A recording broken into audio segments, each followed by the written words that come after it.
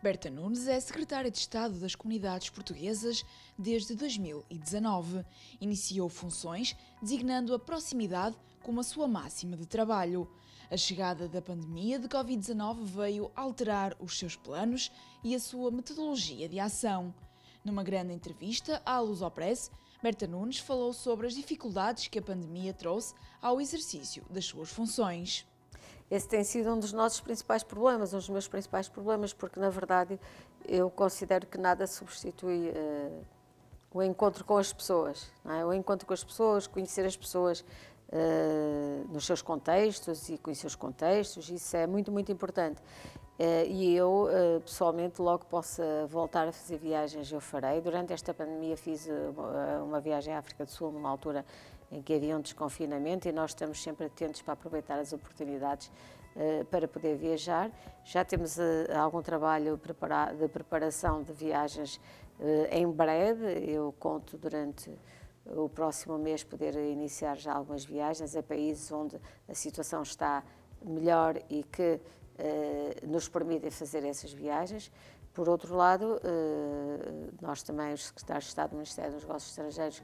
já começamos a fazer a vacinação, o que torna essas viagens mais seguras. Mas aqui do que vai depender vai ser mesmo da situação do país, porque eu, quando viajei para a África do Sul,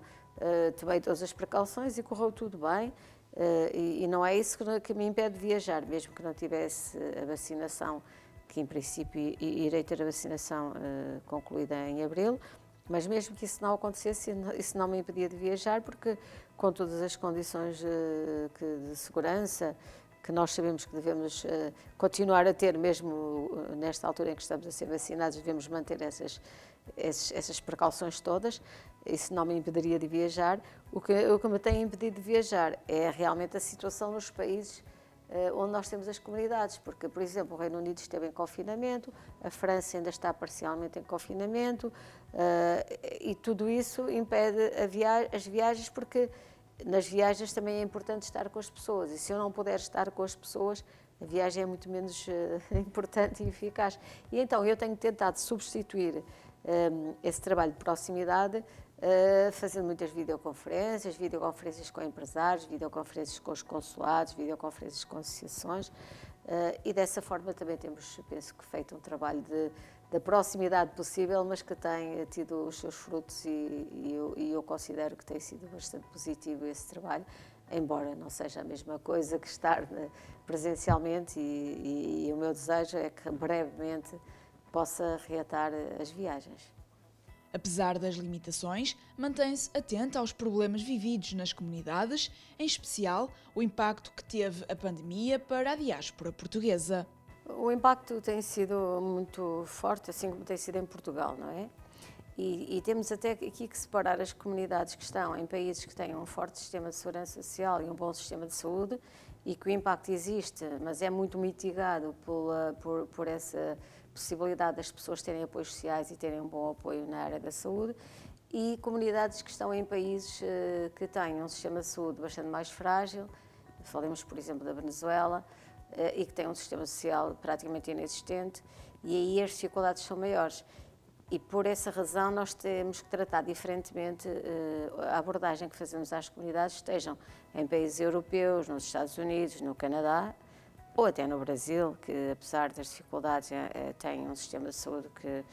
que vai funcionando, e tem até um sistema social, embora não tão robusto, nem tão capaz de apoiar como estes países que eu referi, ou até portugueses que estejam na Austrália, enfim, em países que tenham estes sistemas de saúde que são capazes de responder à pandemia, e também sistemas sociais que dão apoios sociais para que as pessoas, apesar de poderem perder o seu emprego, de poderem estar em layoff, de estarem em situações, apesar de tudo, difíceis, têm estes apoios sociais, e esta é uma realidade diferente da de outros países, como eu referi, como a África do Sul, ou como a Venezuela, ou outros países em que temos comunidades mais pequenas, mas como o Peru, por exemplo, que temos comunidades mais pequenas, mas são comunidades que estão mais desprotegidas. Para esses países, nós criamos um apoio extraordinário, um apoio pontual extraordinário, que se dirigia a pessoas e a famílias que eram identificadas pelos consulados, muitas vezes com o apoio das associações e dos conselheiros, que estavam em necessidade extrema e que precisavam desse apoio. E esse apoio pontual foi posto no terreno. A maior parte das necessidades identificadas foram na África do Sul, no Brasil, no Peru, em Moçambique, enfim, em países, como eu referi, que não têm esse sistema social tão forte. E esse apoio foi dado, foi um apoio para 3 meses e que podia englobar apoios de pagamento de renda, eletricidade, água, alimentação, medicamentos. E agora estamos a fazer uma nova avaliação da situação, uma vez que a pandemia se está a prolongar e esta segunda fase e terceira fase da pandemia continua a atingir de uma forma importante os países. Estamos também a fazer uma nova avaliação e ver as necessidades que existem e podermos dar um novo apoio pontual extraordinário como esse que referi e que foi atribuído o ano passado. No que diz respeito às nossas comunidades, por exemplo, em França, só dando esse exemplo, França é um país que tem um forte sistema de apoio, tanto na área social como na área da saúde, mas isso não significa que as nossas comunidades não passem por dificuldades, como passam aqui em Portugal. E para citar uma situação recente que foi alvo até de notícias, que a nossa comunidade em Lourdes, estamos a falar de trabalhadores sazonais que trabalham uma parte do ano e que trabalham na área do turismo, que foi uma área muito afetada, ou na área da restauração. E essas pessoas podem se encontrar em dificuldades particulares. Nesse aspecto, o que nós estamos a fazer e estamos a dar essa orientação aos nossos consulados, que estejam atentos e no caso particular de Lourdes, o vice-cônsul em Toulouse já se dirigiu, já fez uma permanência em Lourdes, já falou com as autoridades. Há aqui uma grande boa vontade e um grande empenho do MER, que vai atribuir um espaço para que o nosso vice-cônsul possa ir regularmente a Lourdes e estar em contato com as nossas comunidades. E também há aqui um aspecto que me parece interessante, que foi a organização das várias comunidades, que não é só a comunidade portuguesa, de trabalhadores sazonais, porque temos também italianos, espanhóis, aqui em Lourdes, no caso particular de Lourdes, que se estão a organizar não só para dar apoio às famílias carenciadas, com o apoio das autoridades, como também para vermos a possibilidade de, mesmo sendo trabalhadores sazonais, poderem aceder a apoios que normalmente não lhes estão atribuídos. E todo esse trabalho está a ser feito, mas nós temos bem a consciência que o que nós precisamos é de sair desta situação, porque o impacto é um impacto em todo o mundo. Em todo o mundo, é um impacto que no caso da França, de que estamos a falar particularmente, onde temos a nossa maior comunidade. A nossa maior comunidade é a comunidade em França. Estamos a falar de imigrantes e até luso-descendentes de primeira geração, porque estamos a falar de imigrantes que foram para a França na década de 50, 60 do século passado e que já temos lá bastantes luso-descendentes, mas são comunidades bastante próximas de Portugal e por isso temos mais de 1 milhão de inscrições nos nossos consulados. Temos uma rede consular também bastante robusta, mas que vamos ainda robustecer porque temos projetado para este ano ainda o início do Centro de Atendimento Consular, o funcionamento do Centro de Atendimento Consular para apoiar os consulados em França, e isso é um apoio bastante importante porque tivemos aqui um problema que ficou mais grave com a pandemia e que teve a ver com a necessidade das pessoas contactarem os consulados ou telefonicamente ou por e-mail até para fazerem agendamentos, porque por causa das medidas sanitárias as pessoas não se podem dirigir, embora podendo fazê-lo, não devem dirigir-se presencialmente aos consulados. Isso obrigou a fazermos agendamentos online, as pessoas não estavam habituadas a utilizar a plataforma de agendamento, utilizaram por isso muitas vezes os telefones ou o e-mail para tentar ter um agendamento e tudo isto criou aqui novas pressões sobre o front office, digamos, dos nossos consulados que não estavam preparados para este aumento grande de telefonemas e de e-mails, e que agora também se reorganizaram já para dar uma resposta mais célere e mais adequada, mas com o CAC, o Centro de Atendimento Consular, que está previsto este ano para a França, significa que vamos ter aqui em Portugal um grupo de pessoas que vai atender os telefones, vai responder aos e-mails e vai tirar esta sobrecarga dos consulados, dando aqui um apoio importante aos nossos consulados e melhorando a forma de funcionar do próprio front office de todos os consulados, porque além desta vantagem de termos aqui um reforço de pessoal, que está aqui em Portugal, mas está a trabalhar em articulação com os consulados, temos também uma harmonização de procedimentos, uma supervisão desse centro de atendimento consular, como já está a acontecer nos que já existem, e por isso vai ser um trabalho até com melhores meios técnicos. Por exemplo, estes centros de atendimento consular contabilizam todas as chamadas não atendidas, sabem, podem fazer o callback dessas chamadas. Enfim, há aqui uma monitorização, um acompanhamento e mesmo uma formação às pessoas que vão fazer este atendimento, que vai harmonizar mais a forma como funciona o front office dos consulados. E essa é uma medida que nós estamos a contar que seja ainda implementada este ano e vai ser uma grande ajuda para os nossos consulados em França. Para além dos apoios ao movimento associativo português que constam do programa do Governo, agora surgiu um apoio extraordinário aos órgãos de comunicação social da diáspora. Segundo Berta Nunes, estes órgãos de comunicação desempenham um importante papel de ligação entre Portugal e as suas comunidades. Começando pelos órgãos de comunicação social da diáspora, em que nós também reconhecemos que havia aqui uma lacuna na legislação da publicidade institucional, que é uma lei de 2015, e que quando aqui em Portugal se decidiu dar um apoio aos órgãos de comunicação social da diáspora, aos órgãos de comunicação social em Portugal, verificamos que os órgãos de comunicação social da diáspora estavam excluídos desse apoio. Então, criamos aqui um apoio extraordinário, pontual, mas ao mesmo tempo trabalhamos com os deputados na Assembleia da República, fazendo ver que era importante alterar essa lei e incluir os órgãos de comunicação social da diáspora nas receitas da publicidade institucional. E temos neste momento a informação que valorizamos muito de que essa proposta foi feita pelos deputados Paulo Pisco e Paulo Porto, com primeiros subscritores. A lei foi alterada de forma a que todas as campanhas institucionais de qualquer ministério do governo tenham uma parte desse dinheiro vá para os órgãos de comunicação social da diáspora. O que está previsto serão 10% do bolo, digamos, global, que for gasto em publicidade institucional aqui em Portugal, poder também ir para os órgãos de comunicação social da diáspora, em campanhas que sejam superiores a 5.000 euros. Ora, esta legislação que já passou na Comissão da Cultura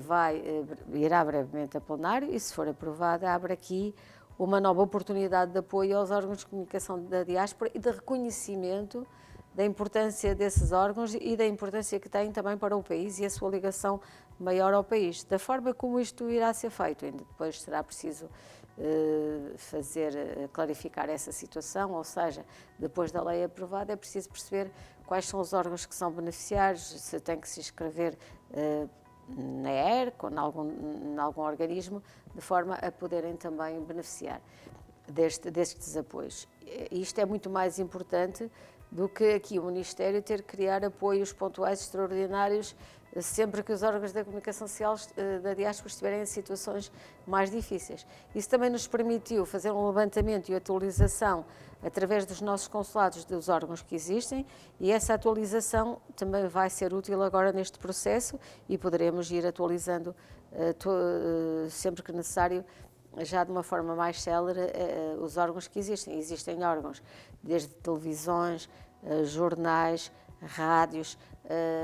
alguns deles trabalham principalmente online, quer dizer, já temos neste momento um panorama desses órgãos de comunicação social que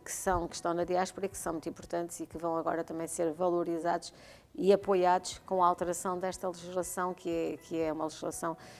que rege a publicidade institucional, e o Estado português gasta todos os anos alguns milhares de euros em publicidade institucional, e 10% desse valor irá para os órgãos de comunicação social da diáspora, e também é uma forma de os apoiar.